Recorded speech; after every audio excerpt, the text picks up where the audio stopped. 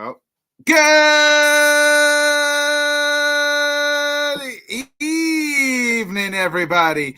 Welcome to another great Let's Talk Sports show. I am your host, Bodkins, baby, back in my normal spot. If you missed yesterday's little morning conversation, it was nice. It was just me, Tanner, and Scott held down the fort, talked a little baseball. We talked about the Tim Anderson incident. We talked a little football here and there. So if you missed that, please check that out. It was a great conversation with the boys yesterday morning. But we got a great show today. Tonight, we're going to have Jim Biringer join us as always. We're going to get his take on, the state of college football, man, because the Pac-12 is, not the Pac-12, right? You can't be the Pac-12 and have only 4 teams. And the Big Ten, they decided, hey, we're going to have 20 teams. It's called the Big Ten times 2.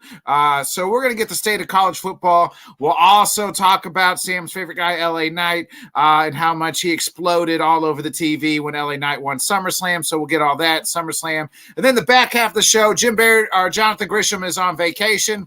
I think he's hiding because my Cubs took 2 out of 3 from him, his Braves, but he fled out of the country, and he is nowhere to be seen or found. So we're going to do a little MLB power ranking, so can't wait to chop it up with all the guys. Let's go ahead.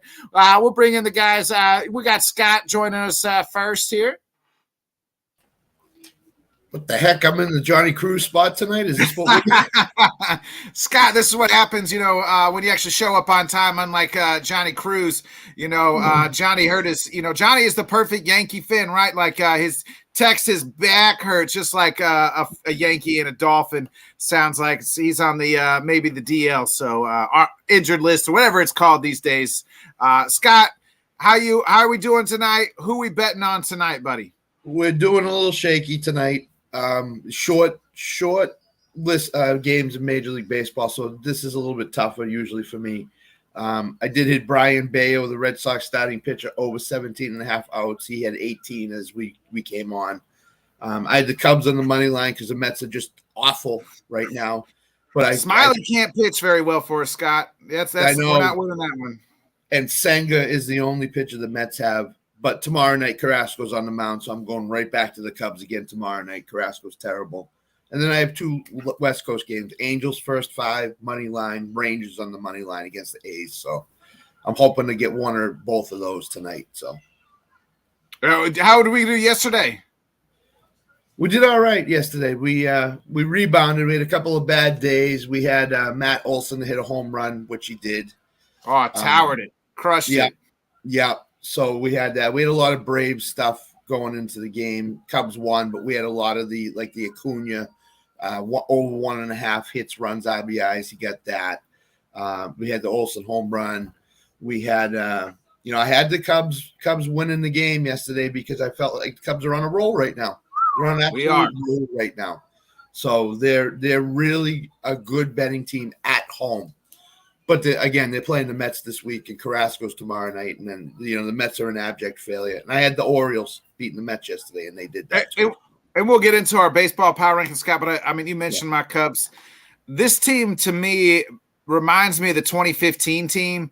Just like that 2015 team kind of came out of nowhere with all those young kids, and we don't quite have those young kid names like the Chris Bryants, Anthony Rizzo's, the Javi Baez, Addy Russells.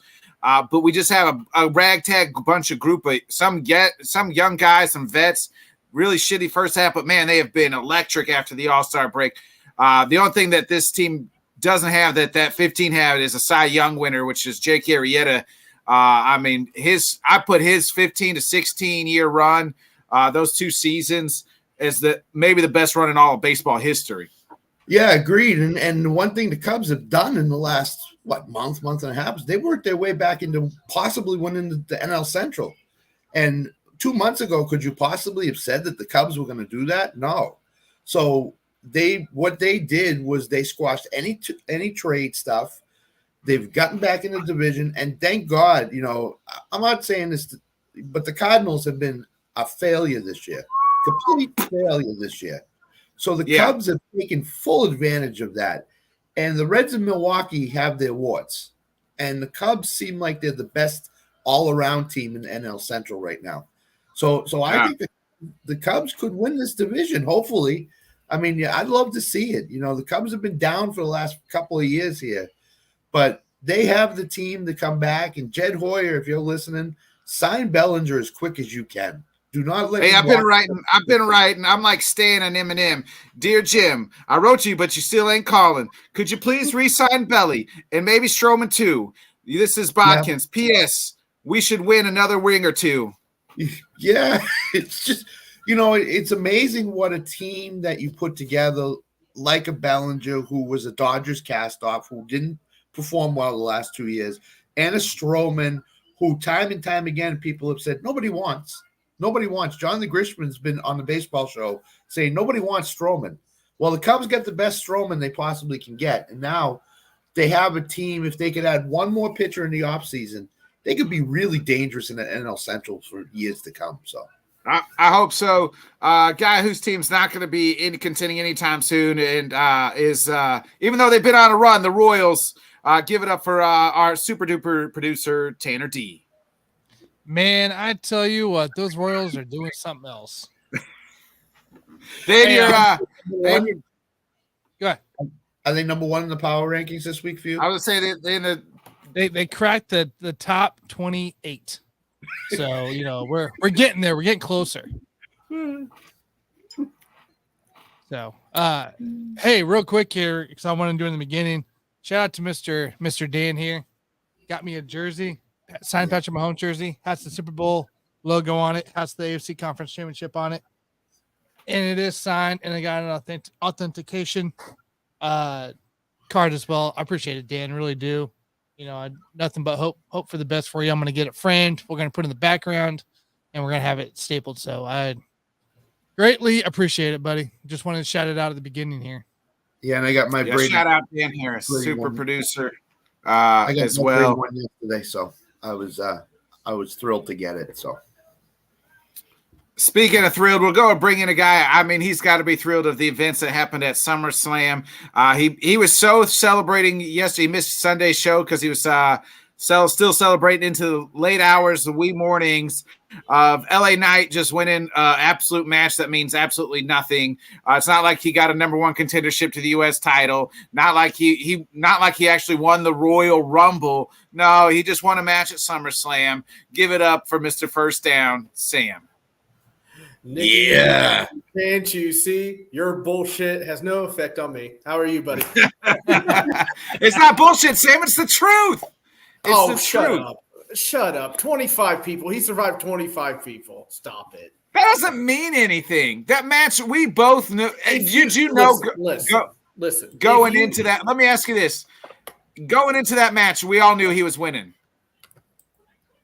I actually had doubt because they should have let him have the briefcase. They didn't let him have the briefcase. I just kind of felt, and you had heard they were going to push him after SummerSlam, so I thought he could still lose it. But I'm happy he won it. It's a good commitment, I think, to one of their megastars. And, I think it's great that he absolutely won it. Even if you say it doesn't mean anything, it means a lot to his fans that are there to watch it. So, on you. You would have cheered if he doesn't win. You're still his fan on Friday night. You're still out saying, yeah. Yeah, of course I am. But I'm really happy they let him win it. And I think you could see, like, if you watch that match, like he's slamming the ring over and over. It's like all the frustration and everything he's been going through. It all came out at that moment. So yeah, I'm very happy for LA Knight. I'm happy he won it. I can't wait to see what the future has in store. Hopefully a big time rivalry with Austin Theory because that guy sucks. So can I interject for a minute? I think the Miz is the next guy for LA Knight. It could. Could be. I thought the Miz was on Raw. LA Knight was on Raw. This is the setup now. LA Knight was on Raw having a photo shoot. The Miz came in and thought it was his time for a photo shoot. He looked over, he saw LA Knight getting pictures taken, and he said he made a comment and he just stormed off. So I think that might be where they're going next. Sweet. They're just going to keep him away from the title, Sam. Sorry. Nah, he'll get there. I got to have faith, man. Got to have faith. Yeah. Speaking of faith, we got to have faith in this guy actually showing up for a show because he's always injured. His team's not anywhere near going to smell a title. The Yankees are the Dolphins. Give it up for Mr. Injured himself, Mr. Throw His Back Out. Not getting his back blown out, but is throwing his back out, Mr. Johnny He's Cruz. back. No, I don't get my back blown out. I blow backs out. But no, man. Yeah, I mean, I've had back problems for a while. I've had back surgery, and I bent down to grab the laptop, and I was not getting back. I couldn't get back up. So, your boy was chilling, hanging out, laying on the floor for most of yesterday, which is just one of those things that happens when your back locks up. But you guys did a great job, held it down. I had a nice cruise. I'm gonna push it to next week because I was looking forward to this cruising top 5. So. I'll definitely have it ready for you guys on Sunday, and I'm just glad that I'm able to stand up straight and walk, and I was able to go to work today. So excited to be here for this show tonight. Well, we missed you, and yesterday we talked about the Anderson and Reyes fight. Today the suspensions came down. He did get knocked the fuck out. Tim Anderson gets 6 games.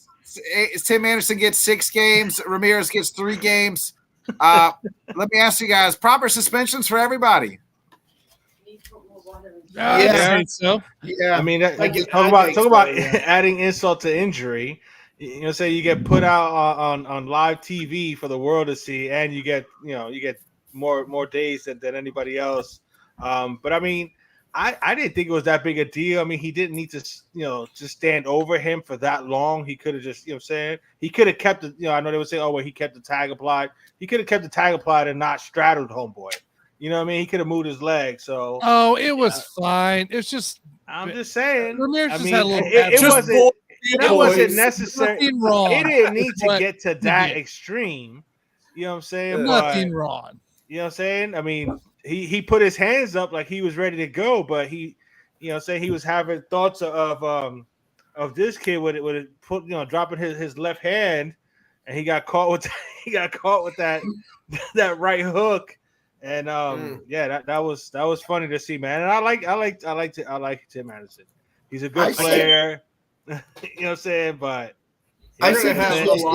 he got put on his ass. That shit was awesome. Johnny, I said this yesterday on the show.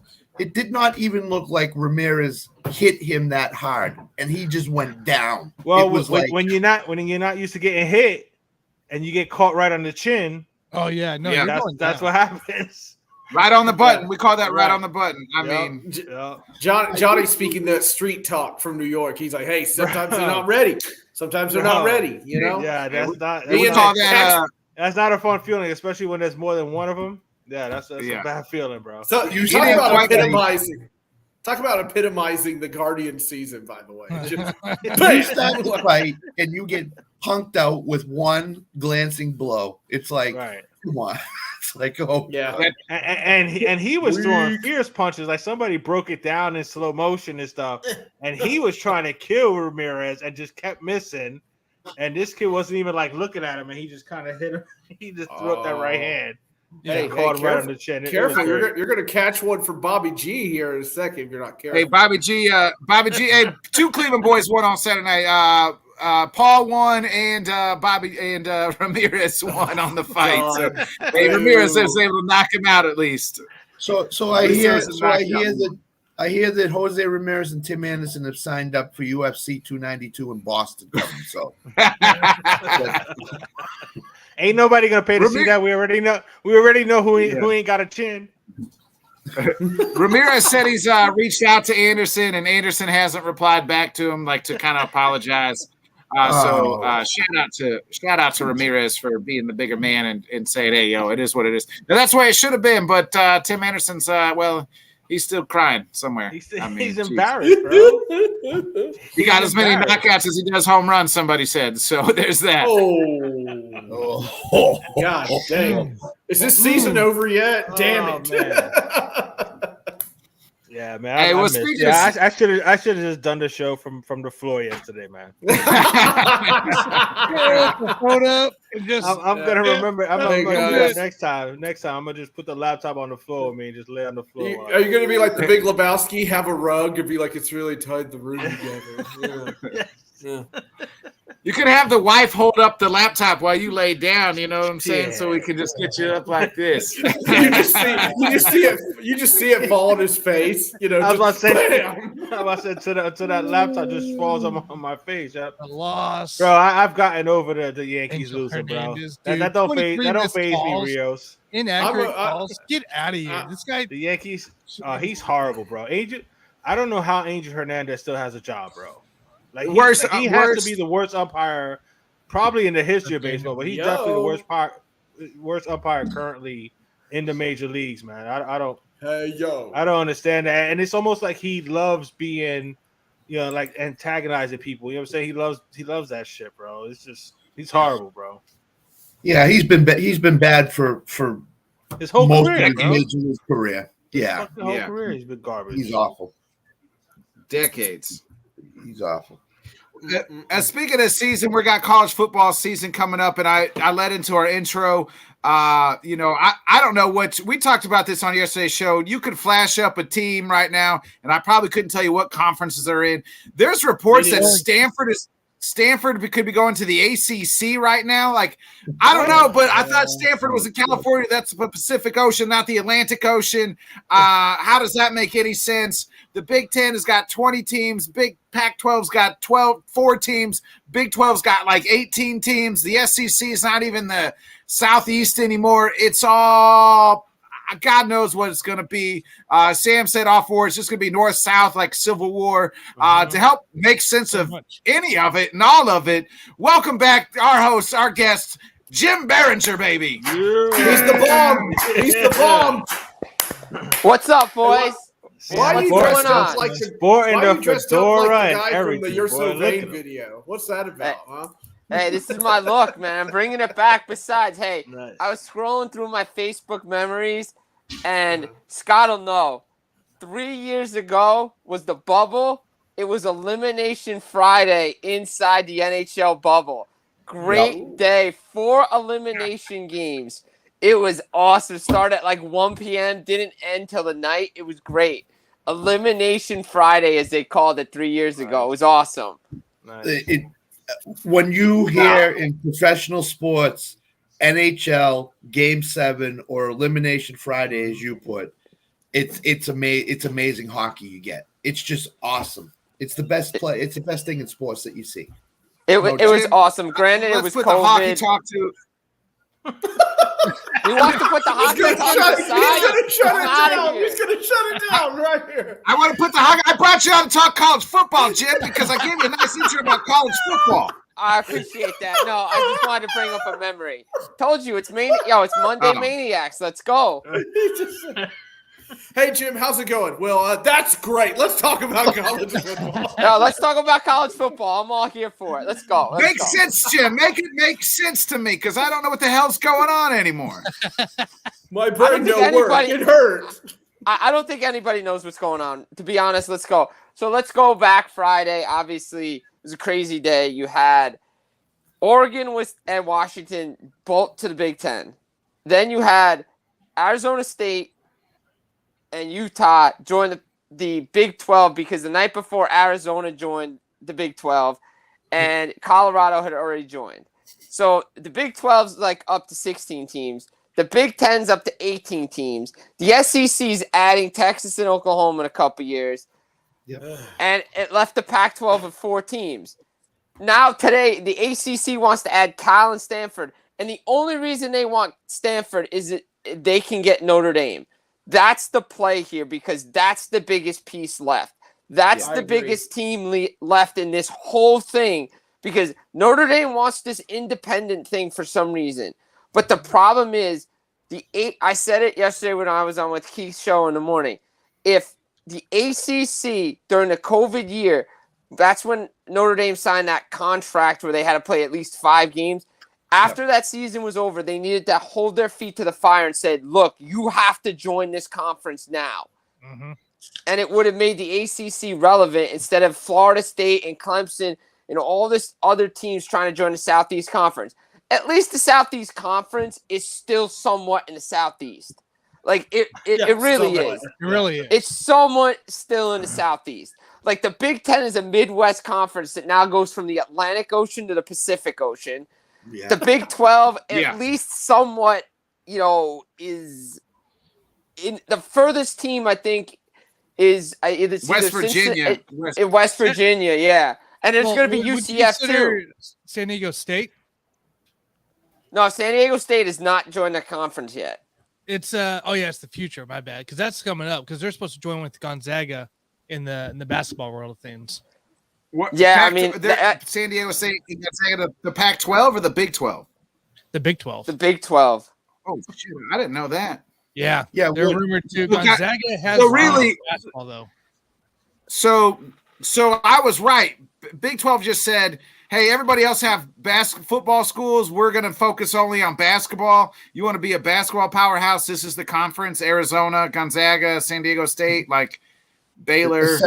Essentially, that's what the Big 12 is Baylor? hoping, is that their basketball conference it will become a powerhouse in the country and will attract millions and millions and millions of dollars from networks to broadcast their game. So I think that's the way the Big 12 is thinking and going right now, is they're focused on the basketball aspect of this and not the football. So, and while everybody else is focused on the football, and I totally agree with Jim, Notre Dame is the big fish in the small pond right now. Where will they go? Will they go to the Big Ten? Will they go stay ACC? Where are they going? And once they go, that conference in football will be automatically become probably close to, if not number one in the country. They want to keep that independence though, because they have the contract with NBC too, so they don't want to give that up. By the way, I think UCF Just make is two now- super conferences already, Yeah, and let's just do it like that, man. Just split up the country in half, do East and West or North and South, and just that's it. Man. I think Just the Big just Ten make is it two gonna go power that way. conferences and just let them go, man. I So think this is Big the Ten Pac. is That's the gonna Big go that 12, Tanner. How are you going to be the Big Ten and have 18 future teams? as well. The Big 12 coming up here. UCF's already in it this year. Houston's in it. Arizona will be BYU, Colorado, of course. So that's just kind of the add-ons here. I would say the big, and I don't know if Jim agrees, but I would say the Big 12 is doing this right in terms of who they're bringing in, because they're all clustered, with the exception of those one or two or three schools that are like Gonzaga is way out in the West Coast. So the Big 12 is clustering everything together, so the travel is not inordinately long. So I don't know if Jim agrees with that or not, but that's what I think they're trying to do. No, you're muted, Jim. Yeah, you're muted, No, Jim. you're not muted. Yeah. It's Kaiser Cersei, just like that. I mean, we talked What up, about the Bryce? Big 12 in a way, but Jim took it personal, bro. But you just Yeah, cut you his heard hockey. it. You cut No off his hockey hockey. He's like, talk. yeah, I'm getting I'm out. sorry. Sorry, Jim. Sorry, And Jim. We'll come back. We'll talk hockey. I promise. Scott, This were is talking about stupid. that. See, this is stupid. Well, you but have, everything else is in this little bit. It's just these little four teams. It's no Yeah, different. So than that's other, the- that's the Big 12. Big Ten, Right. right? But the Right. Big Ten's talking about getting Florida State, Clemson's out Should be there as right well. here. Yeah. So worse So, than like- UCF and then Kansas and everybody else. So That's what I'm saying. Just split it down the middle and just It's- saying, we're just heading have that East way. and West. we're headed. So that my- way. Just have two power conferences. Make sure that they all play each other. You know what I'm saying? And then that's it. My do personal you do the top 4, top 6, whatever.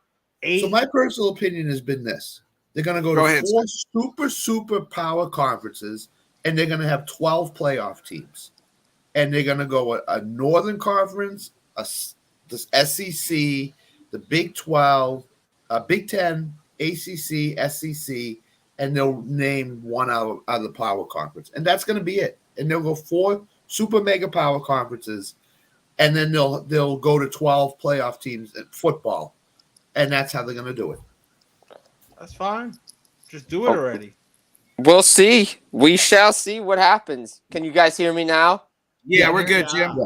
Yeah. So Jim, as I I was you saying, didn't have to get off the show, Jim, just because I didn't want to talk hockey right away. You know, you didn't have we're to. not hey, you fond know of what? I that told you I was attitude, going to young leave. man. I told you I was going to leave. No, but going back to Scott's original point, look, you have West Virginia, Cincinnati, UCF, the furthest in the Big 12. Everybody else is really clustered. The Big 10 is coast to coast. I mean, you got now Rutgers going coast to coast. Now, I doubt they'll play USC every year. That's not going to happen. It's going to happen once a year. But I heard Washington is already put in, told the Big 10 that they're already playing Washington State every year. They said they want that game back. Oregon needs to do the same with Oregon State. At least you have those games. But it's created helmet matchups. And I don't even know if we're going to get 4 power conferences. I think we're going to get 2 power conferences. It's going to be the Big 10. It's going to be the SEC. Because I don't know if the ACC, if, say, for instance, Notre Dame goes to the Big 10, well, what's that going to stop Florida State and Clemson going to the SEC, which is now going to dismantle the ACC in that contract. But the problem is I think the only thing that's saving that conference right now is that TV contract, which is going to 2036. And it's going to, that grant of rights payment is like $120 million for each school. So that might be the only saving grace right now for that conference. And that's why we only have 4 conferences right now. But the fact that there's supposed to be 6 automatic qualifiers in this 12-team playoff, which we haven't even got to, by the way. That isn't even, we haven't even seen that yet. But this is the final year of the 4-team. Then we go to the 12-team playoff. That's going to change too, because if you only have 4 conferences, with who, where else are we getting it from? Because the Pac-12 only has 4 teams. So, and the Pac-12 may not exist when this 12-team playoff starts. Right. That's wild, man. Right. Does the NIL come into any of this play of the conference alignment? As that's a really big deal right now. Oh, absolutely, it does. That and TV. TV money is the biggest thing around here. I mean, Dion said it the other day. He's like, everybody gets upset with the kids going after the money, but the colleges do the same thing. They're going after the bag of money. It's all about money. The TV is making this sport, which was a regional sport with national appeal, trying to make it a national sport and with regional appeal. And you can't do that because they want helmet matchups every week, but you can't have helmet matchups every week because there's bad teams in the Big 10. Like, you're really telling me people are going to want to watch Washington and Indiana I'm just being honest. Like, that's not a game that has appeal to a lot of people. Yes, USC, okay. Well, then this problem would have all been solved if the NCAA said, okay, guess what? Alabama, Ohio State, all these big schools, guess what? Your first 2 weeks of games, no, it ain't Chattanooga. It isn't Middle Tennessee State. And I know it hurts their programs because they don't get the money from the games. Guess who you're playing? You're playing Oregon. You're playing Washington. You're playing Ohio State. You want helmet matchups? Fine. We're going to give them to you then. And then you're going into conference play. Yeah. Jim, that's the big thing with these small schools now. Financially, they're going to be in a world of hurt because if this keeps on the way it is, those Chattanooga, Alabama games or whatever, they're going to be gone. They're going to be 100% gone. So that for Chattanooga and UConn and all those schools that rely on going into big houses and getting big time checks for coming in, they're going to be hurting because they're not going to get the money from those schools. So no. And I know like Tennessee where Sam is, like Tennessee, Middle Tennessee State always play every year. And like that, Raiders, you keep their name out of your mouth, Jim. I got nothing negative to say about them, but look, that just hurts them because that's like a game on their schedule because, now you're going to be going into league play right away. By the way, I know everybody knocks like the Big 12 and everything because they don't have that sexy name. That's going to be a lot of good football. I mean, those are a lot of good football programs in that, and that's going to be wild and crazy football. Look, the thing you don't want to be, if you're Oregon, if you're Washington, if you're USC, UCLA, Texas, and Oklahoma, you do not want to become Nebraska. Nebraska was a powerhouse in the Big 12. The minute they went to the Big 10, they've become irrelevant. Yep. Shut down. Missouri, Texas A&M, all those guys, like they were actually Texas A&M. Texas A&M is I think they're doing a okay step in the SEC. above Nebraska, just Correct. because Jimbo Fisher and you have Manziel, and they're always there. They just can never cross the finish line. When has Nebraska truly been there in the Big Ten? Never. It's true. They haven't. Never. They just haven't been there. Yeah. I know they're in the Big Ten West, but still, sometimes they play these crossover games and they get killed. They do. Yeah. It's a thing. Like we You're accepted 100% Colorado right. back in the Big 12, and That's I a didn't smart want to do move. this, but it worked out because you got Prime over there. You're going to get big TV, viewership over it. So it's I mean, it is a smart move to get them back, but it's a smart move by Colorado to go back to a conference. Maybe they can get a little bit more recruiting, a little bit more More wins in as well. Yep. I mean, let's be honest. Their time in the Pac-12 was not good. It was No, not. it was pretty. not. No, it was not. It was They were bad. They were bad. And then I'm hearing maybe Oregon State and Washington State may join the Mountain West, just because there's no grant of rights and everything. And I know that gets confusing. About everybody's grant of rights is how much you pay via TV and everything like that. And if the Mountain West and the Pac-12 wanted to merge, it would be too much for the Pac-12 to take on. So it's just the big thing for me is it's not only this. I heard somebody else bring this up too. And I want to get you guys' thoughts. I'm trying to find an answer on why can't they just make a football division for these schools? You guys want to be in whatever conference you want to be for football? Great. Let's keep the rest of the schools in traditional travel, because it's not fair for the soccer team to be traveling cross country 3,000 miles. That's a tough commute. The volleyball team, It- baseball yeah. teams. It seems like with all these moves, it's football, basketball only, and forget about the soccer, forget about the tennis, forget about these other sports. It's all about football and basketball. Where can we get? That's our money hungry team. That's your moneymaker.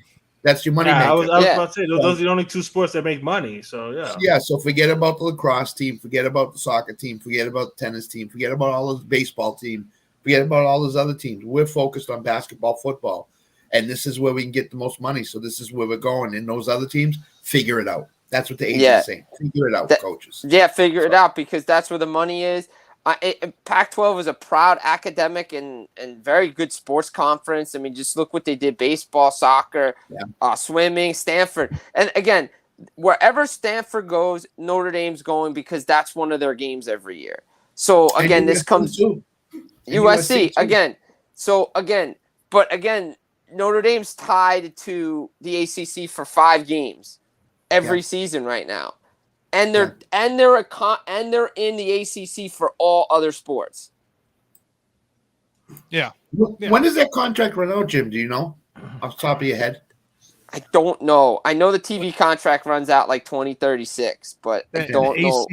ACC TV contract? Yeah, No, the with ACC. Notre Dame in it, with Notre Dame agreeing to these 5 games with the ACC. Oh, with the Notre Dame. Yeah, I don't know if it goes through the life of the contract or if it runs out in like 2028 or something like that, or whatever. But Notre Dame's got enough money where if they wanted to break that, they could throw millions of dollars maybe at and say, we just want to get out. We got an impending deal with the Big Ten or whatever. But I think because if they join another conference, their games are still on ACC television because of their other sports. Oh, okay. Yeah. Right now, if they decide to go football, right? They're full-fledged in basketball, right? Full-fledged all their other sports are in the ACC outside of football. They're still independent. Yeah. Oh, 2 years remaining with Notre Dame on the current contract. So 2025 is when they'll have to renew if they agree with Big Ten there. Right. But again, this is where the commissioner of the ACC should put his foot down and should have put his foot down and said, you need to join this conference now. Right. Yeah, correct. Like how much money? Because I think the first plan is for the commissioner to go back to ESPN or whoever, because the way the revenue share was for all those teams coming in for the Big 12, they get like $31.7 million a season. Oregon and Washington getting like $40 million, and then they'll get bumped up to like 50, 60. But if the ACC can renegotiate that TV contract right now, and it makes it better for their other schools, in there and it's attractive to Notre Dame will go. I mean, it would create a whole big chaos if Notre Dame, say, goes with the Big Ten and they have to play on NBC for the next 10 years, whatever the contract is, and the Big Ten network and the Big Ten have a deal with Fox Sports. I mean, that would cause a whole big create a monster with them. Fox Sports, they're on primetime NBC. Notre Dame's on Peacock. Like that's like big money right there. So if you can get Notre Dame, that's big. Yeah, and Notre Dame plays Navy, they play USC, they play Stanford, they play all these schools, and if they go to a certain conference, those games might be lost for them. Yes, I mean, I know agreed. They'll establish new rivalries with these schools, but Notre Dame loves playing Navy. They love playing USC. They love playing Stanford. So, those schools, it's gone. It could be gone forever. So. Oh, absolutely, absolutely. History. I mean, we finally got the Mizzou Jayhawk, rivalry going. Well, it's not really a rivalry when you kill them, but the rivalry going on now that Jayhawks are decent in football too. So, there's a lot of history that's been gone from this area. So, Tanner, what do you think about the Big 12 conference and how it's shaping up now? I love it. I love the fact that you got Gonzaga in the Big 12 for basketball season, because that's going to be, I mean, that's a team that we always see at number 1 overall seed go into there and have nothing to prove. Now they can prove it through the season because they're playing real teams. And guess what? KU isn't a lock anymore to win that conference for basketball. Exactly. You can say K-State isn't really a lock anymore because Oklahoma's leaving. K-State would kind of be the next program up, and they're not a lock anymore to win football with UCF. Yet Cincinnati, Houston coming in. I mean, all these guys in here, like this conference just got beefier, and the originals, I think, are going to struggle against some of these now teams coming into the conference. You think Gonzaga going into Kansas would be the biggest ticket that they could possibly sell? Yes. Yeah, that would be. Yeah. That would be. I mean, it's going to be massive. It's going to be massive right there between Houston too, because Houston's been in the top 5 for the last couple of years too. So like if you been these schools that the Big 12 commissioner, who's 2 years in now, his second year in, like the old commissioner didn't want to do nothing, right? Didn't want to do anything. And then that first year last year, Oklahoma, Texas, we got the early buyout. See you later. He even said in his press conference, he was like, "Hey, we got the early buyout. All right, see you guys later. We're done. We're hands washed." Now they went out, but they got teams, they got schools that are talented, that are also very good in both sports at the same time. And he tried to go for the full round there, but yet still getting a Gonzaga very soon here. San Diego State coming in now with Arizona State as well. That can flip flop on both sides of the ball too. So I love what the Big 12 has done. I feel like they're very competitive now, especially when it comes to playoff time. Like TCU, everybody said TCU, all they had to do was lose one more. They'd be out of any chance of the playoff. This year, I think a Big 12 team could lose two games and still be in the talks for that playoff hunt. So, What in college football? Yeah, in college football. No, if a Big 12 team loses 2 games, they're not making the playoff. I think they got talks with it. No, because we saw Tennessee. Not a chance. No. There's certain schools in the SEC that should have made it over Big 12, but no, they're going to vote in. No, because don't forget, this is the last year of the Pac-12 as it is, and USC is still there. And if USC has a good year and has one loss, they're getting in over a Big 12 team. Really? This year? Oh, yeah, because of the Big 10. Do all of you think the undefeated college football season after this coming season could be over? That every team is going to sustain a loss? Yeah, 100%. Yeah. 100%, because look at Georgia's schedule this year. How easy is it for them? Their toughest game is Tennessee. That's their toughest game on the schedule, and if they have to play Alabama or LSU in the SEC championship game, that's their schedule. Like that's pretty much Georgia's schedule. Okay, it's cake. Like Utah's still going to be a team in the Pac-12. You go over to the Big Ten again. Could you see a conference with 2 teams that have a loss? Now, again, Michigan State, Ohio State, Penn State, always like there's a round robin like elimination comes down usually to Ohio State, Michigan last week of the season, before the championship weekend. Do you go to the SEC? If Alabama does what it normally does and only has one loss, again, I think for the Big 12 to have a team in there, one of those teams has to go undefeated. They just have to, or have one loss and win the championship. Yeah, I agree. Yeah, what are they going to do with championships now? With between all these conferences, I didn't even think about that part. Championship weekend goes out the window. It does. In the Big Ten, Michigan is going to have Ohio State, USC, UCLA, 3 could be rivalry games, and if they put them at the end of the year for Michigan, what a gauntlet that would be. Have to run. You still got Penn State. You still got Ohio State. Yeah, the Ohio State game will still be the last game of the year before whatever they call Championship Saturday, and then they're gonna always play. They're gonna have to play Michigan USC State on a rotating schedule. They'll play UCLA. The Big Ten could be the first conference to have 3 divisions. I believe so. Yeah, I think so too. And then those 3 divisions, like they would have to play that out as well. Yeah. Yeah, because you have 4 West Coast teams. So, I hope not. You're not. Are they going to be put in the Big Ten West? Maybe. I mean, we have the Big Ten East. What are we going to have? The Big Ten North and the Big Ten West now? I mean, or the Big Ten whatever South, doesn't matter. It could be something crazy. Yeah, it's going to be something crazy there, but it's just all like up here. It's like the Hangover scene. It's like just like numbers. It's like what is going on? Unbelievable, man. I didn't even think about all of that. I want to get your guys' thoughts on this. This is from a statement from Missouri football head coach Eli Drinkowitz.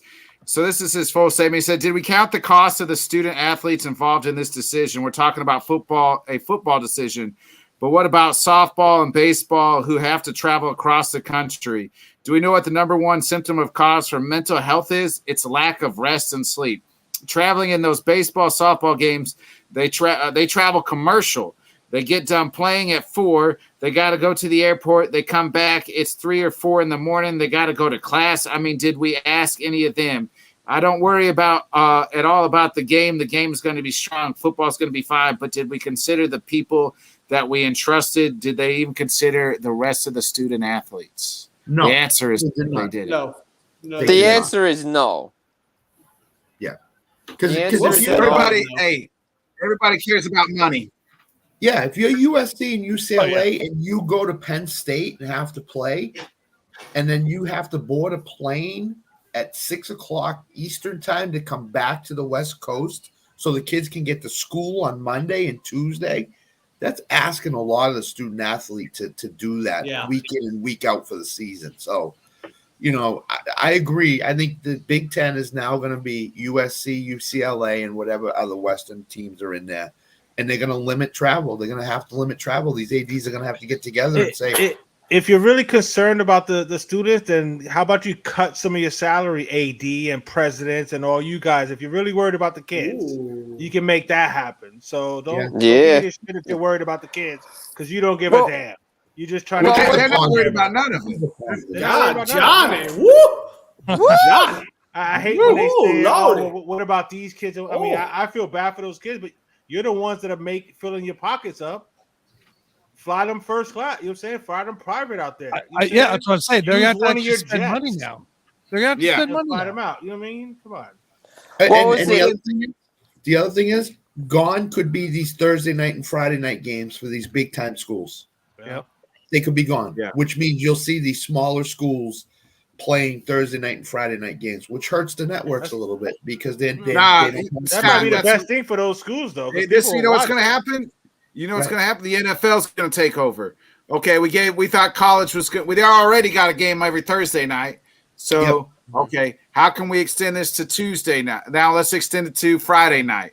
Okay, now we're going to do Friday nights. They used to reserve that to high school football, right? And then it would be you play on Sunday. And now we'll just, we're even dab a little every once in a while on Saturdays. The NFL wants to play a game every fucking day of the week. They do. If they could. They do. They really do. Oh man, they want it. They do.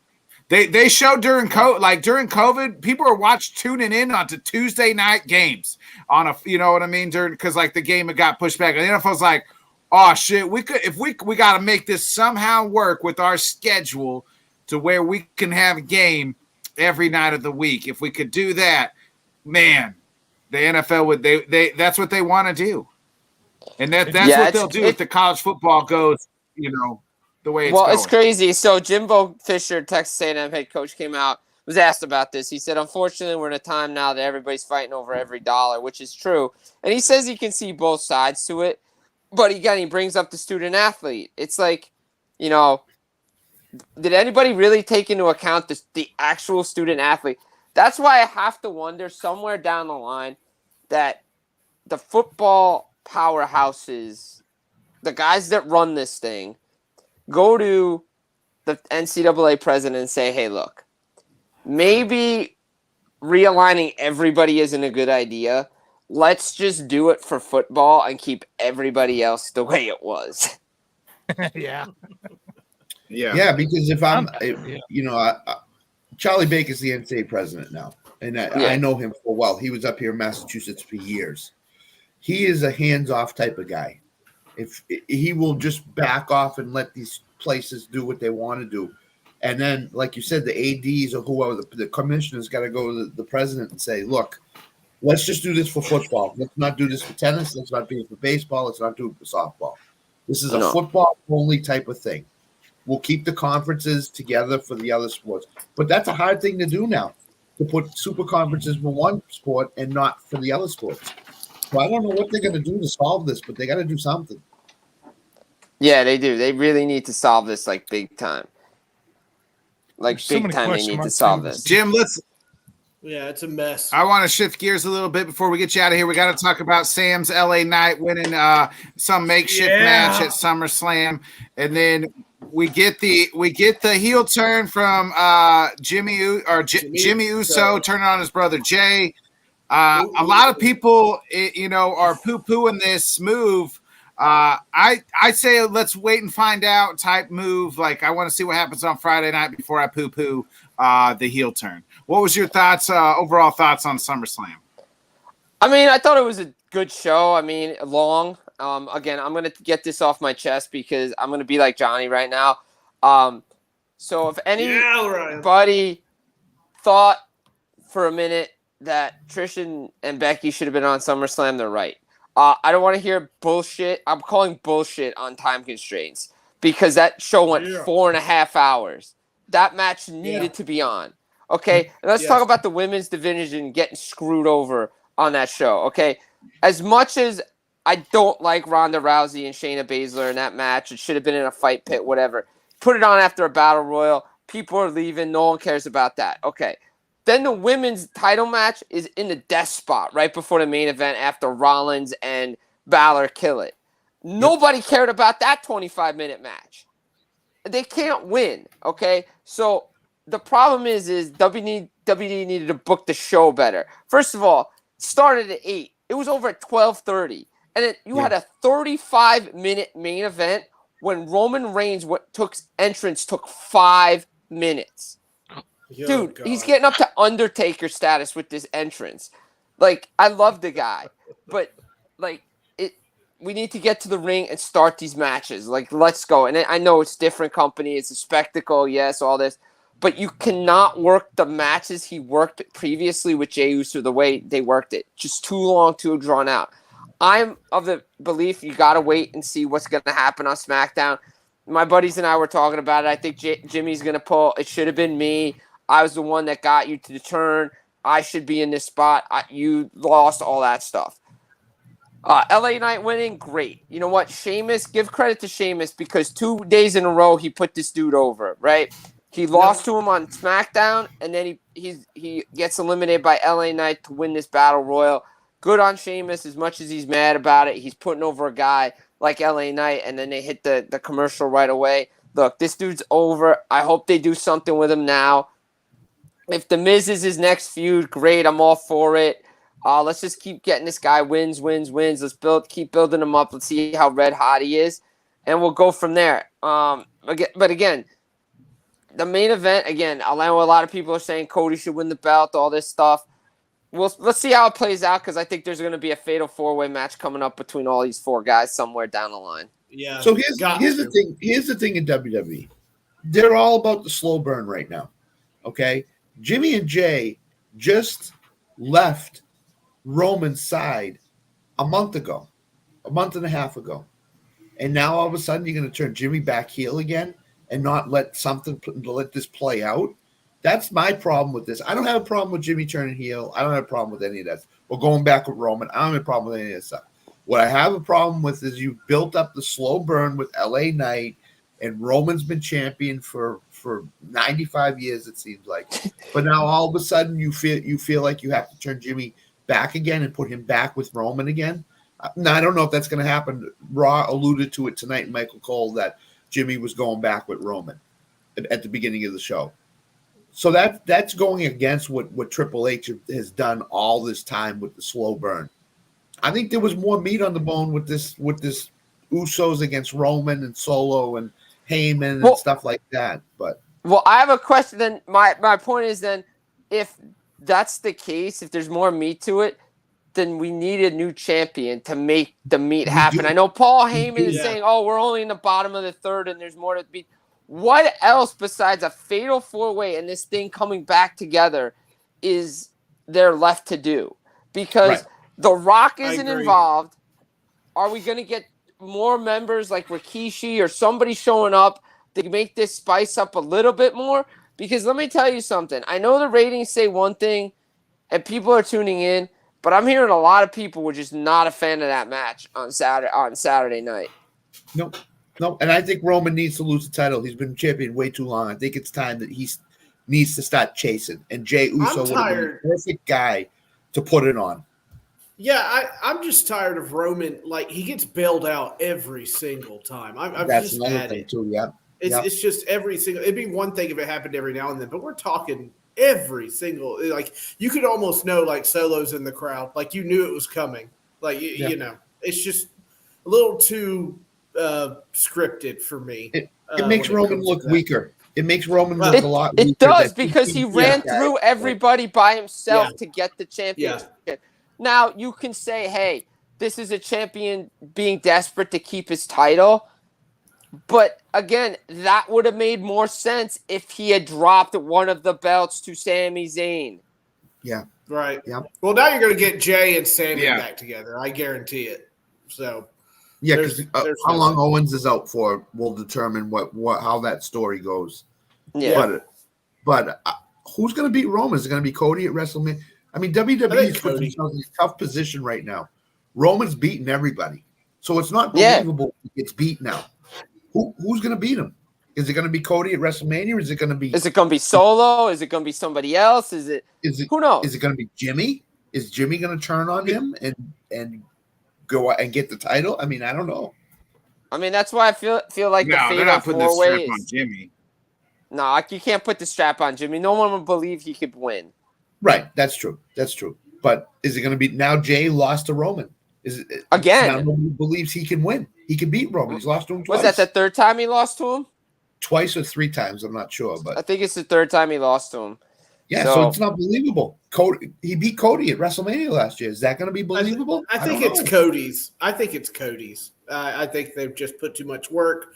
Now that Brock Lesnar's out of the way, I think it's like a clear path for him. That's possible. That's how I mean, that's just what's how next for Cody? What's there's a little there's a little it looks like a Seth Rollins, Cody Rhodes type of. Ryan's firing me up. Yeah. Seth Rollins and Cody. I think they're going to go back to that. I think they're going back to that this time with the title on. So again, we'll see what happens there. I mean, look, it's it was a good show. A funny story. I was over at my buddy's house on Saturday. We went old school. Like it was like 97 when we were throwing Nitro and Raw up with 2 televisions. We had a second street going, watching Collision. So we had everything going at the same time. So it was kind of a throwback moment. I remember doing that back in the day. That's for sure. Yeah, Yeah. that too. That's awesome. I will argue that women's triple threat match, I felt like it was kind of redeemed when Io Sky cashed in. That was the only redeeming point of that. And the thing is again, Bianca got screwed over again because she lost 18 seconds to Becky when she came back 2 years ago, and then she gets pinned by Io here. So I mean, I understand like the storyline because Bianca's the one that was feuding with Damage Control and all that stuff, but it could have been somebody else. Yeah. You guys, a bunch of fuddy-duddies. I'm wondering if Bailey's going to turn on Io at some point. Maybe, could go Evolution style. Yeah. Thumbs down. I had surmised that Bailey was going to turn on her because there was like Bailey seemed a little hesitant to give the briefcase over a couple of times, and I thought like they were working up towards that, and I thought like Io was going to be like, "What have you done for me?" Well, we're already seeing that with Judgment Day and Finn Balor, so that finally, we'll see. It's gonna be. I mean, I like that stuff. Hey, Jim. I like Nick. I like that storyline they're doing with Judgment Day right now, though, because like Me too. you don't know who the leader is, and is Finn gonna get kicked out? Was Damien like who's running this thing right now? I really like what they're doing there. It's Rhea. Rhea's running the show, ain't she? Rhea's running the show. Yeah. What if you do something along the lines of like there's a split, and then like Mammy goes with Priest, and like Dom goes with Finn or something like that? I think that would be interesting. Then that's too much NWO like. I guess, but I still watch it. They're gonna have Wolfpack type, Blue Wolfpack. Hey Jim, Red we Wolfpack, appreciate you joining us every. Jim, we appreciate you joining us every Monday, brother. We'll catch you next Monday. We'll get back on that hockey talk. I know there wasn't a whole lot to go on, so we appreciate it. There was. Thanks for helping us figure out this. Hey, there was a trade. There was a trade. There was a trade yesterday. There was a big trade yesterday. There's always something going on. Hey Jim, who's the superstar? Get it out, Jim. Get it out. Get it out before you go. I want to know. I want to know. Like, does this help at all? All right, so Erik Karlsson gets traded to Pittsburgh. I'm not going to go through the details. New episode of Full Press NHL podcast is up. That's where the details are. Karlsson basically just goes to Pittsburgh from San Jose. Montreal got involved. Players and picks got traded. To me, does this help Pittsburgh? Yes, it helps them. Helps their power play. However, they still have a goalie problem because Tristan Jarry is still not the guy that I believe he is. 5 years times $5 million is a lot of dough. But Karlsson makes them better, but they're still a fringe playoff team, in my opinion, because that team's a lot older. So that's the big news of the weekend. But we can dive into it more next week. That's right. Oh, yeah. All right, by the way, we'll dive into it next week, brother. Thank you, Jim. We appreciate you joining us every Monday night. Give it up for the legendary man that is Jim Biringer, baby. Yeah. Always a pleasure, gentlemen. Hey, my maniacs here on a Monday night. Have a good night, everybody. See you, buddy. Peace out, man. See you, Jim. Have a good rest of the week, brother. You too. Peace out, before boys. we get into our power rankings, Johnny, go ahead and hit us with that ad read. Okay. All right. Hit him high, hit him hard, baby. All right. I'm going to let you know about our friends over at Underdog. You can download the app on any of your mobile devices. You can download it on your phone, your tablet, your PC, or you can go to underdog.com. Make sure you use the promo code LTS and they will match you up to $100. They have the best ball drafts for all sports and your daily fantasy drafts. Again, it's underdog.com, or you can download the app to any mobile device. Use the promo code LTS, people, and they will match you up to $100. Definitely check it out. Boom. I like it. Again, Jonathan couldn't join us tonight. He is outside the country. So we figured we're going to keep the baseball season going anyway with our updated MLB power rankings. We do this once a month, and with the turn of August, it is time. So let's go ahead and get into it, boys. I am ready to hear everybody's new updated MLB power rankings. We're going to go 10-1, and we'll also have our official LTS power rankings, which is the combination of everybody's 10 through 1 here. Do we want to hear what the 10 were last month? Yeah. Oh, yeah. You got it. You got it loaded up, Tanner. I think so. I think I still have it up there. There you go. Tanner, did you seriously question Tanner, man? July. Right. Whoa. All right. So last month, Sam's had the Braves, Rays, Rangers, Giants, Marlins, D-backs, Dodgers, Brewers, Reds, Astros. Johnny had Rays, Braves, Rangers, D-backs, Marlins, Orioles, Dodgers, Reds, Astros, Yankees. Imagine that. Scott had Braves, Rays, D-backs, Orioles, Marlins, Dodgers, Giants, Brewers, Reds, Astros. I had Braves, Rays, D-backs, Rangers, Marlins, Orioles, Dodgers, Yankees, Astros, Giants. Tanner had Rays, Rangers, Braves, Orioles, D-backs, Dodgers, Phillies, Blue Jays, Brewers, Astros. Do you got the official one, the one that we made for like our collective one, Tanner? No, I don't have one for that though. All right. Well, what a shit. Jeez. Right. I guess you can question Tanner. Down the way you can question Tanner. The Braves at 1. The Braves were at 1. Rangers or D-backs. Wait, we did a tie. I think we did Rangers at 3, D-backs. Or what did we do here? We're at 3, I think. Orioles, Rangers, Orioles. So Orioles at 4, Marlins at 5. We did Dodgers at 6. Dodgers at 6. 7 was looks like the Phillies. 7 had to be the Dodgers because we had 3 on the Dodgers. Oh, yeah, 7. we had 3 there. So then it was D-back 6. 8 was the Brewers in that one. 9 was the Reds. And 10 was the Astros. All right. Well, there it is. He totally made that up, but okay. Yeah, I'm pretty sure he did. I know how we did it.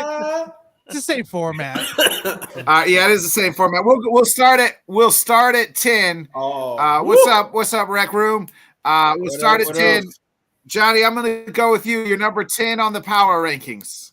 I got your Cubs at 10, bro. They've been playing well. It was between them, and I'm not gonna say who the other team is because it may be on somebody else's top 10 list. But I'm going with your Cubbies at 10, and I think they wind up winning that division, bro. I told you they weren't gonna be. I told you early in the year. Hey, don't be they may not be. They may not be that bad. I told you they may not be that bad earlier in the season. He's beginning to believe. Early. Gotta suck up to the host, man. You know what I mean? Scott, who you got at number 10 here? I got LA Knight at number 10. I think he's better than. Let me talk to you. I got the Cubs at 10. I think they're in a really good position in NL Central right now. I think if the Reds or the Brewers struggle at any point the rest of the season, and the Cubs can just sneak right in there, they just beat the Braves 2 out of 3, which is a really good sign for them. I know it was at Chicago. I know all that other stuff, but I think the Cubs are in a really good position right now to sneak their way into the playoffs. So I got the Cubs at 10. Tater, so far 2 for 2 on my Cubs at 10. What do you got? Who you got at 10? Cubs are out of my top 10, just slightly. Give me the Brewers here at 10, though, keeping it in the NL slightly, Central. Nick. Just slightly. Well, that's a homer pick. That's a homer. It's brothers, as we all know. First place. So I'm not going to pick the Cubs, who are third place, versus a first We're place. in second place. We're in second place. You're a game and a half back. Reds are a game back currently. So, it's because we lost tonight. We lost tonight. Yeah, exactly. We lost tonight. Give me the Brewers at 10.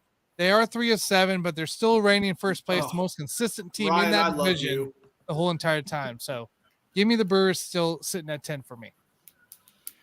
See, I hear you on that, but like you said, they're 3 and 7 their last 10. The Reds are 3 and 7, and the Cubs have been hot, baby. The Cubs have been hot. It don't matter. We go by month to month, baby. We go month to month. You know, you can bump up somebody. The Cubs are hot. We're sitting at 11 now instead of 10. So, instead of 20. So, go ahead, Sam. Who you got at 10? Is it Ramirez knocking out Tim Anderson last night and get you in the 10 spot? That was a standing. That's a different list. Okay. July 15th, play with confidence. It's your Cubbies. 3 out of 4 with the Reds, 2 out of 3 with the Braves. They have a Nice. favorable schedule remaining. Get the hammer out. Nail it in, big man. Let's do this. Why aren't you getting the hammer You know out? what? As much as I want to say, hey, this is how homer I'm not. This is how homer I'm not. Tanner's a homer because his brother is the coach for the Brewers. So that's a homer Place. pick. We're That's still a homer first pick. place. You know how much I'm not a homer? I don't have the Cubs on my list either because I want to believe them, and but something still tells me I'm not putting my chips in the center of the table yet because I can't buy in yet.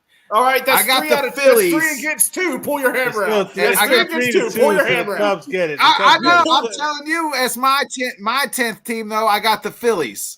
I got the Phillies 6-4 in their last 10. They're leading the wild card. I got Phillies at 10, hammered home. But the official LTS, I guess, is the Cubs, right? So we'll give it the hammer for the official. Yep. Because We'll 3 out of drag the you 5 to pick glory. the Cubs. So our official is the Cubs. We're gonna drag you. Sam, to we'll go back greatness. to you. I hope you guys are right. Just like I hope Brian, if he's still watching, I hope he's right about my Packers, and I hope you guys are right about my Cubs. But I'm pessimistic about both. Oh boy. Sam, we'll go back to you at who you got at number 9 here. Oh boy. First of all, you're so damaged, Nick. We got to fix you up, man. Like that Coldplay song. I will try to fix you. But my number 9 is the Seattle Who you got at number 9? Mariners. Seattle Mariners. Yeah. Are you there? Are you there? Can everybody hear me? I can hear you. Yeah, we all heard you. We You're just good. can't believe it. Oh, Go ahead. why not? 10 of the last 12? I didn't hear him. You good, man? Go ahead. I'll mess with you, Sam. Go. Keep going, Sam. Oh, okay. Mariners, 10 out of the last 12. They could possibly challenge the Astros. I think they deserve the 9th spot for this month. The Mariners. Oh my God. What? Oh my God! You guys are grouchy today. What the hell? I don't think Nick can hear us. Sam, I could hear you guys. I couldn't hear Sam. What'd he say? Really? Sam, The Sam Mariners, was the Seattle here. Mariners. you said the Oh, he's Yeah. got the Mariners. Okay. What about the Yeah. My Rangers? bad. The Rangers in that mix too, someplace? They I will got be. the Mariners. I got them They on will my be, list. yeah. What? Hey, you got your own All right, list? Tanner, who do I you- got my list? All right. So Sam had the Damn. Mariners. At number 9.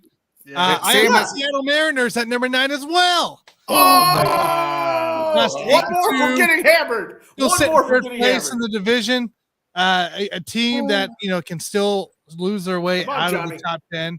Give me the Come on, Seattle Johnny. Mariners at number Come on, 9 Johnny. today. Come on Okay. in, Johnny. Scott, who Come on you in, got? Johnny. 2 for 2 here on the Mariners. I got the Scott's Reds gonna at pick 9. some. I think Boo! the Reds. You still have the The Reds in Reds- your top Give 10. my What is 6 in a wrong? row. Reds out of They here. stink the right Reds now. out of here. The Yeah, Reds Cubs are at 10 the and the Reds Reds are at in a 9. vulnerable. Hold on, the Reds are in a vulnerable position right now. They I'm just lost saying. 6. They lost 3 or 4 to the Cubs. Scott.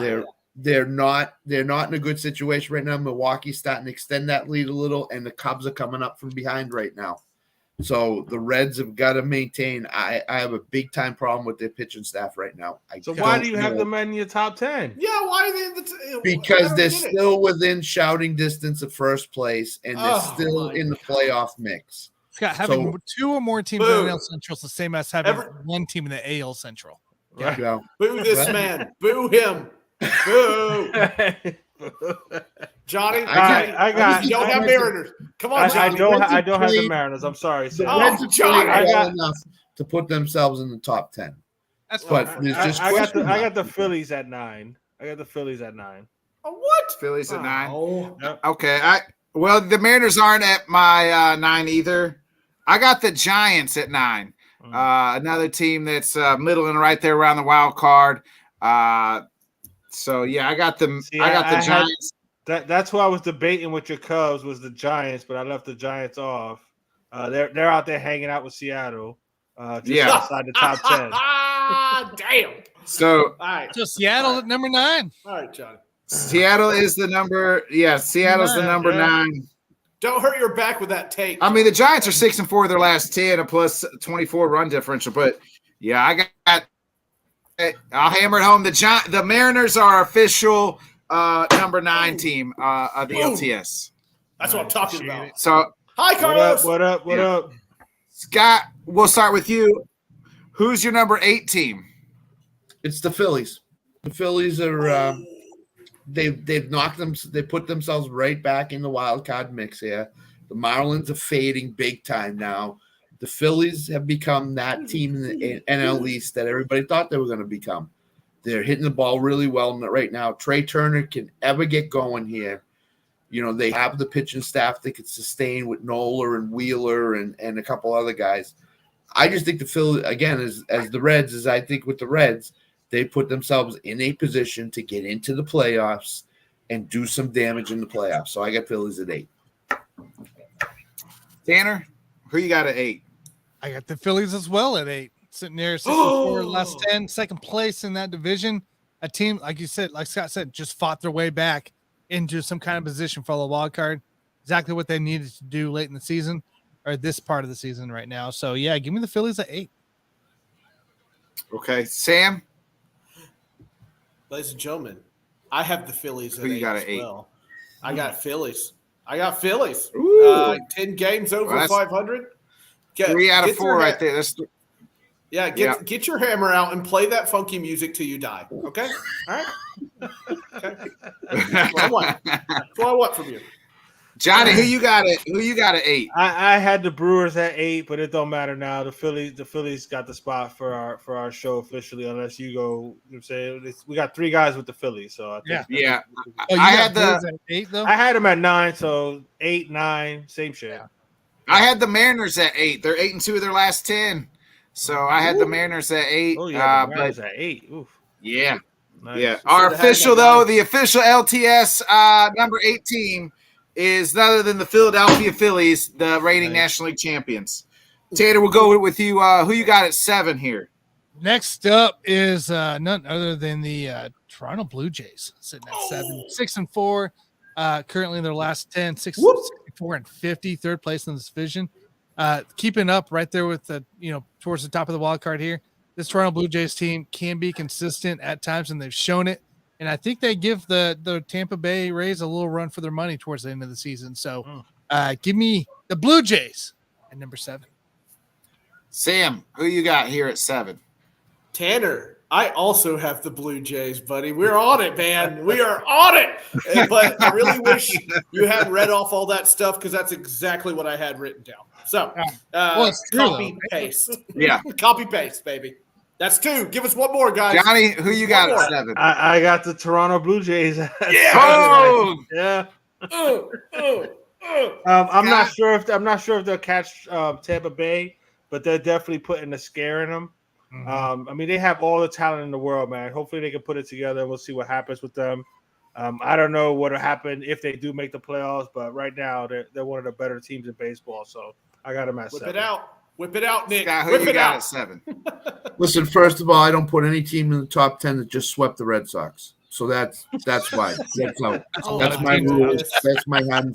So you got the Red Sox at 7? No, I got the Red Sox at actually 4, to be honest with you. Oh my God! Stop it! You stop that. Why are y'all laughing? That's As strange as this sounds, I have the Rays at 7. I think the Rays. Yeah, they're in serious trouble. They're backsliding big time right now. Their pitching staff is in shambles. McClanahan is going to the West Coast to have a second opinion on his forearm. If he's shut down for the rest of the season, there's no way the Rays are going to do any damage in the AL playoffs. So I got the Rays at 7. Wow. Okay.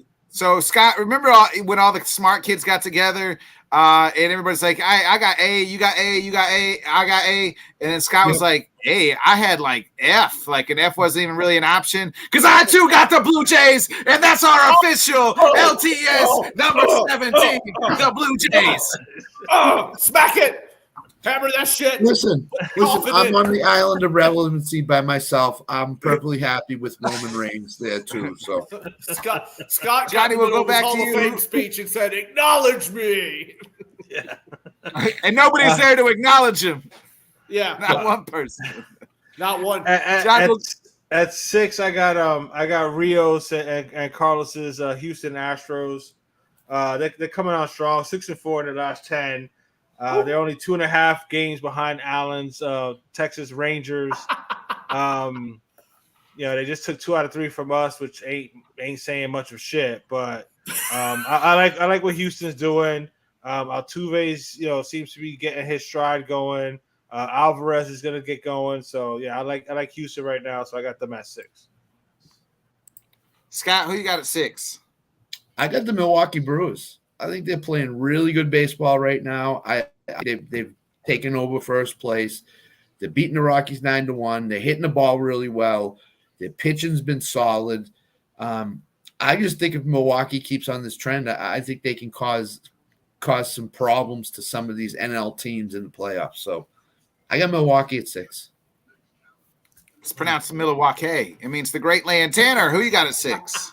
At 6 here, I actually got the That's Tampa world Bay reference. Rays. Amazing. Just same thing Scott said just now. Due to the injuries happening, due to the fact that they've really lost traction in this division, I am going to put them at 6. But I mean, they're starting to get real rocky right now. So You got the Rays. the Rays. All right. Sam, who you got? So far, all 3 different here. Yeah, I know. Kind of shocked. However, I'm going to go with my brother, Johnny Cruz. The Astros is who I have at number 6. All right. Yeah. We're going to see them and the Rangers square up the first week of September. Should be a good one. Absolutely. That's going to be a big series. Yeah, I It is going to be a big series, and I'm right there. Oh, no, I'm right there with you. Guess what, boys? The Astros, the defending World Series champions, are the number 6 team because I, too, got the Astros. That makes 3 out of 5. Astros are the official 6th. Everybody does, team. Baby. Everybody does. Hey, Scott. Scott, you like apples? How you like them apples, Scott? Yeah. Yeah. It's applesauce, bitch. That's all they serve in the retirement community. We can't eat full apples. We have to have it chopped up in the blender. So It mushes. Scott's going full contrarian tonight on this list. He's just like, no, I don't want it. I'm not doing it. That's not it. Scott, who you got it? Who you got at number 5 that nobody's going to agree with? See, even Nick says on it, Scott. We see. I know you're they a bad won't chess because player. I got the Astros at 5. I think that the Astros have made this run to get themselves back in the division race. They're the World Series champions, a lot of pedigree. They're getting healthy at the right time. Framber Valdez just throws a no-hitter, so maybe he's back on track again as that stud ace. If Christian Javier could ever get into the 6th and 7th inning as a pitcher, the Astros are going to be really scary in the American League again to contend with. So I got the Astros at 5. Tanner, who you got at 5? I got the Houston Astros at 5 as well. Once again, same deal. It's part of what they did. How them apples taste, Sam? The last Hey, but they still can't go higher than 6 in the official we still record, got more voting. We still got more voting, Scott. Okay. So the Astros, they did some moves they needed to make in order to make themselves get back to what they need to in this division, let alone the wild card, right? They already had the no-hitter right after Verlander was traded. This is a team getting guys back from injury that's going to be a problem for the Rangers and for Seattle and for a lot of other AL teams. So give me the Houston Astros starting to come alive here at 5. Sam, who you got at 5? Number 5, I have the LA Dodgers. I think they're starting to be. What the hell is that laughter about? These guys are going to be a formidable challenger to the Braves. You hear me? It's going down, son. I'm laughing because we in sync, bro. I got the Dodgers. Oh, yeah, I got the Hey, Dodgers. go ahead and hammer it, baby, because I got the Dodgers too. Yes. 3 out of 5 Yes. again. Hey, my Yes. bro here Hey. is on fire. Scott. On Hey, fire. Scott. The Hey, Dodgers, Scott. 7 How's that cornucopia? 7-3 in the last 10. A 119 run differential. The Dodgers, who went out and traded for a bunch of guys too, Scott and Tanner. Give it up for the Dodgers, our number 5 team. on the I know what record. Scott's 4 team is, so that works. The top shelf is just kicking ass, boy. Hey, look at this shit. Hey, Look it at this is. shit. Hey, it's not just my take, Carlos. Come on now, bro. Come on now, bro. Scott's embarrassed. He got to get that cornucopia of fruit, and I'm going to make him start with the pears. You hear me? The canned pears, motherfucker. Sam, go ahead. We'll start with you. Give us your number 4 team. I was too fired up for that. Oh, it hurt. Let's see. I got number 4. I have the Texas Rangers.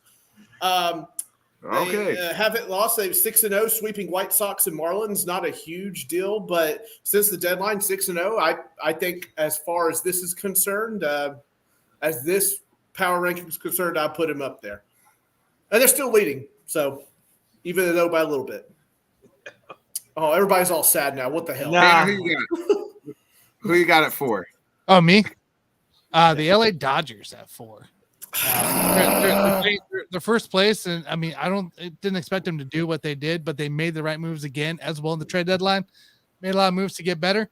They're 4 for me. Scott, who you got at 4? I'm with Tanner. The Dodgers are at 4. Of course you are. You guys copy each other's homework. You guys missed the class that we offered. Well, And So- he made fun of Scott, so now he's got to latch on to Tanner's coattail. The Tim reason why Hall the of Dodgers Fame. aren't at 3 and they're at 4 is I still have a lot of problems with their lineup after spot 5. They're easily pitched to, easily to get out. Maybe Kike Hernandez changes that. He started last night with a home run. And their pitching staff is just, I'm not really sold totally on their pitching staff to challenge the Braves for the NL division, NL crown. So I have the Dodgers at 4. Twist. Bro.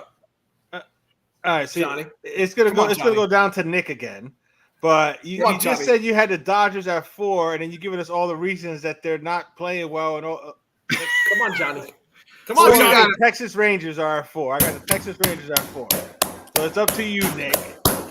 Come on, Nick. I'm Nick. indifferent. I got the Atlanta Braves at 4. Oh, you son of a bitch. You I really got the did. best team in the National League. Well, the Dodgers can't be 4 because they're 5. So that means Yeah, the so Rangers the are Rangers 4. technically are the number 4 team. I got the Braves at 4, best team in the National League, even though they just lost 2 out of 3. But our official LTS team at number 4 is none other than the Texas Rangers. Hey, here's the reason why I Johnny, say does your what I back say hurt about from this carrying team. this top 10 power ranking? Because mine My thing is I Golly. give the reasons why they're not higher in the rankings and not What's up, Tito? why they're at where they are. This is why the Dodgers are at 4 and not at 2 or something like that. So that's what I do. Go eat some Yeah. chowder. I'm Go with eat you. some chowder. It sounds like you're mad, Alan. Yeah, it sounds Hey, Well, I actually have the Rangers higher, so it is what it is. That's right. That's right. Hey, Scott, we'll go back. Yeah, We'll go back to take it you easy, here. Alan, right? The number three team. I have Texas at 3. And the reason why I have them at 3 is you're getting Scherzer, you're getting Montgomery, who have made immediate differences at 3 with the Rangers. Their bullpen has stabilized for the most part here. So getting Chapman and Barlow and a couple of those other guys.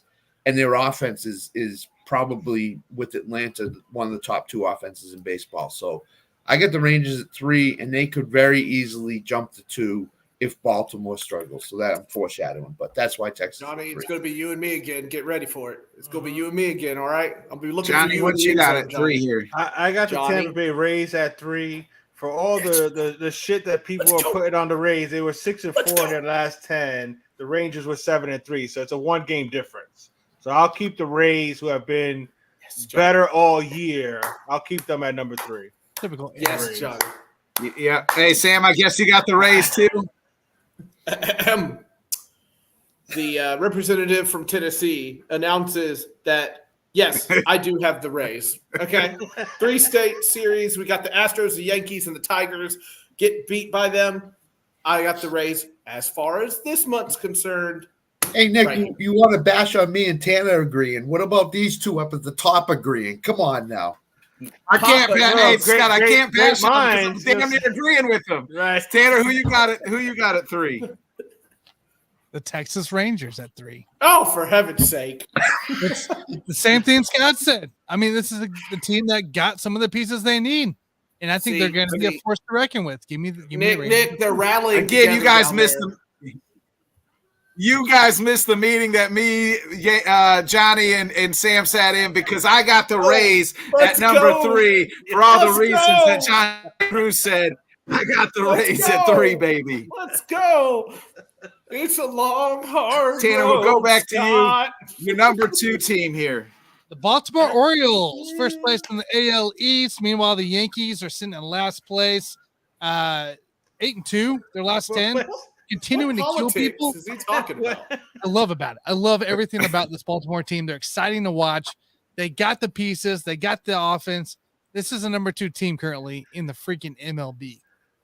Why did you even bring up the Yankees, bro? Just to take a He's getting in the top 15. Anytime I can take a shot of the Yankees. Okay, He's I got mean, Sam, You have to point out the Yankees are in last place. We're at number 2. Who's your number 2 team? Actually, the Red Sox are in last place. Yeah. no, the Yankees are. They are they? Yeah. Yeah, the Yankees are. Okay. When I looked earlier tonight. They're tied for the same record. Oh, sorry. Yeah, they're tied, but Yankees are last place. Both As a tiebreaker. both suck. It doesn't Go ahead, Sam. Number 2. Yeah. Number 2, it's the Braves. I feel like they're going to get better. Max Fried is back. So I think it's going to be kind of good for the rest of the season for them. So I have them at number 2. Strong team, class. Let's go. Johnny, who you got at number 2? Bro, I debated this for a second. Come on, Baltimore Johnny. Orioles are hot, 8-2 in their last 10. So No. I was going back and forth, but I can't give the O's the number 1 spot. So I got the O's at number 2. The Baltimore Orioles at number 2. I'm going to go. Scott, who you got at number 2? I got a really young team that's really starting to play a little bit better baseball here. I think that the pitching staff will come along. There you go. As the season goes on. I got the Oakland A's at number 2. Yeah, baby. No, I got the Orioles at 2. There you go. By far and away, the number 1 team is the best team in baseball right now, and is hot, and you can't put them above that team. So Sam has gone away and is not coming back again. So maybe the show will become more saner as we go on. So, my number 2 team was the Rangers. They're 7-3. They won 6 in a row up to I don't know if they won tonight or not, but it would have been 7 if they won. 6 win streak. So yeah. I think they haven't played tonight because that was before when I wrote it down. They're losing 2-3 to the A's right now in the mid-4th. Okay, so they could still win. That could be 7. I had the Rangers at 2, but it's the official LTS pick. It's got to be the Orioles. Yep. So the number 2 team in our power. My Oakland A's at number 2. Look, they're beating the Texas Rangers right now. Come on. Our number 1 team, Johnny, finish us out. Your number 1 team. I gotta stay with Jonathan Grishman's Atlanta Braves, man. For all the, like I said, for the Baltimore being 8-2 in their last 10, Aaron. The Braves are 6-4. They're still 10.5 game lead over the Phillies in that division. The Braves are the best team in baseball. So I got the Atlanta Braves as the number 1 team right now. Go ahead, Scott. I got a team that won 7 out of their last 9 games. I think they're playing really well right now. I got the Kansas City Royals at number 1. I think right now they're really, really good. They're on a roll. No, you got to give it to the Braves. The Braves are the best team in baseball, bar none. They got their offensive. They're a young offensive team that can hit the ball against any pitcher in the baseball, and their pitching staff with Max Fried coming back is going to be more and more dangerous with Fried and Strider and Elder. It's the Atlanta Braves. Bro, and they're aggressive on the base pass. I mean, they're just an all-around. They're good. That team is fun to watch, man. They're fun to watch, too. Bro. And having Acuna at the top of the lineup, he's got 54 steals. Is he the National League MVP or what? Yeah, he is. Yeah, right. It's going to be should close. be. He should be. Who you got as your number awesome, 1 team? Bro. And they lock Atlanta up Braves. young, too. I don't need to say anymore. Atlanta Braves, my number 1 team. Sam, who you had? Now we've come To the end of the road. I have Orioles at number 1, 5-1 in the month of August. Same, That's same. how I see it. Yeah, same. All right, well they're already number 2, so just lock it I in. knew it. 8-2 in the last 10. So the official number 1 team in our power rankings, the LTS power rankings, is none other than the Atlanta Braves. Hammering home. So I did not do the full. We had a good run. Graphics, okay. But here's our Power 5 right there for everybody there. And I'll go down the list here of the official LTS picks of the top 10. So number 10 was the Cubbies. Number 9 was the Mariners. Number 8 was the Phillies. Number 7 was the Blue Jays. Number 6 was the Astros. Number 5, Dodgers. Number 4, Rangers. Number 3, the Rays. Number 2, the Orioles. Number 1, the Atlanta Braves. So that's your August. That's how your boy has 8 out of the 10. Hey, look at correct. those. Look at those Orioles. Look at the nice design those Orioles make right there. Yeah, it was up, down, up, down, up, down. That's beautiful. That's LA beautiful. too. I also LA love too. how I love how the D in my name lights up. You know what I'm saying?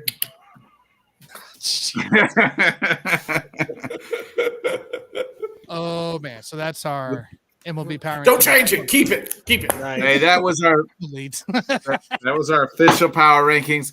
Hey, let's get our final thoughts and let's get the hell out of here. It was a great Monday night show. Johnny, any final thoughts here? Yeah, my final thoughts is I'm with Tanner. Don't hurt your back. Want to shout out Mr. Dan Harris. He blessed all of us with some nice gifts. Sam, don't worry, your Malik Willis jersey will be coming soon. The Mayo was Can't wait. But I can't wait. I'm out of toilet paper. I need it. One of the most selfless, wonderful people I've ever met in my entire life. I am grateful to have him in my life. He is a wonderful human being, a good man, and he knows his sports, and he's producing like a champ. I miss him. I can't wait for him to be well enough to be on the shows with us, but I know he's watching and supporting us like he always does. So my final thought is just a shout out to the man himself, Mr. Dan Harris. And on top of that, tomorrow, Let's Talk Miami Dolphins, 8 p.m. Check out me and Alex tomorrow night. We got plenty to talk about. We start joint practice with the Atlanta Falcons. So I'm anxious to talk some football, man. No fighting. Nah, that's just baseball players fighting now. Final thoughts on who we betting on tomorrow, Scott. True. So I'll give you my bets first. I'm going to the Cubs, even though they're losing tonight. I've lost. I'm going with the Braves. They're at Pittsburgh. I think they'll turn it around. They've given up a lot of runs to the Pirates tonight. So those are my 2 bets. I'm with Johnny. Shout out to Dan Harris. I got a chance to talk with him for a little bit today through DM. He's struggling right now. He's having a tough time. We've got an arrangement together that he's going to check in with me every day. He's just going to shout a hi, how you doing, so that I know he's okay. So shout out to Dan Harris. And my other thought is if you're mentally not in a good place, take time away, take time for yourself, be with your family, be with your loved ones. Shout out to them, tell them you love them, talk to them. Absolutely. Just get with somebody that you can just talk out how you feel, talk out, what's going on in your life right now, and feel better about yourself after the talk, which is usually what happens. So absolutely. You are not alone, people. Yeah, you're not alone. Everybody goes through it. Everybody has a tough time at some point in their life. You just got to get with somebody that you trust, that you respect, talk to them, and then you'll feel better about yourself after you talk to them. So shout out to everybody that's going through a tough time right now. So yep. Tanner, any final thoughts here? Oh yeah. Shout out to Dan because I was hearing the same things. So What's up, boys? hoping to chat up with him for that later on. So Just a good old. but yeah, I mean really just shout out to Dan.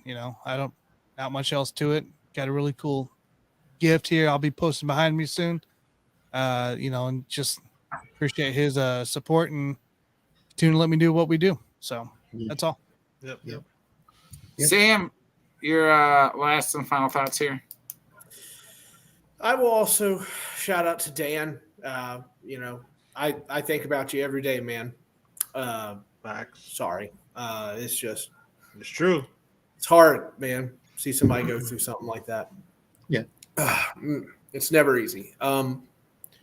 My only advice, and this might be a little cliche because I'm starting to see it on T-shirts and all that crap, but like you don't know what anybody's really going through. We could put it on a facade and everything like that. So just be kind to people out there. Okay, it's we all overreact. We all get frustrated sometimes. Show some grace, and hopefully you'll get some grace in return. Well said. I got a few of them. Yeah. Yeah. Well said, Sam. Just be kind and rewind. Always treat people. It's always the adage. Just treat people how you want to be treated. Treat people how you want to be treated. That's how I always say, so that's what I always try to live my life by. Shout out to Jim Biringer, shout out to Dan Harris and everybody at the LTS Network. We'll be back Thursday night, folks, for NFC South preview. NFC South preview with none other than Booker, right? President Ashton Booker. President Ashton Booker. Nice. So please join us 8 o'clock Central, 9 Eastern, Thursday night. I will be off most of the time. I'm going to come in the last 10 minutes or so, 15 minutes or so to give my picks Thursday night because I will be camping with the family at the family reunion. So I will try to jump in, and I'll probably have better internet service in the middle of fucking nowhere camping than I do here at my own fucking house. If you want to be rude to somebody, be rude to my fucking internet people. God, I fucking hate this internet here. Well, by the way, before we sign off, Nick will be looking for Caitlin Clark as well in Iowa. So yeah, true that. But yeah, I'll be looking for good internet actually. So hopefully. With that being said, COVID this time, all right? That'd be cool. Yeah. Hopefully no COVID. Me and my cousins already said we're not sharing bottles together. So we're gonna you want to share my shit? You got to pour it into a cup. Vice versa. Put your lips on my beverage, cuz. All right. Not happening this year. He ain't going to West Virginia, bro. Yeah, it's Iowa. I mean, it's fucking cornfields. That's all there is. West Virginia. If you build it, they will come. And if you build it, join us this Thursday night, 8 o'clock Central, 9 Eastern for the LTS show, AFC South preview. Tanner, let's get the hell out of here. Hit that outro, baby. Gather round her. Miner's lady, stranger than blue water.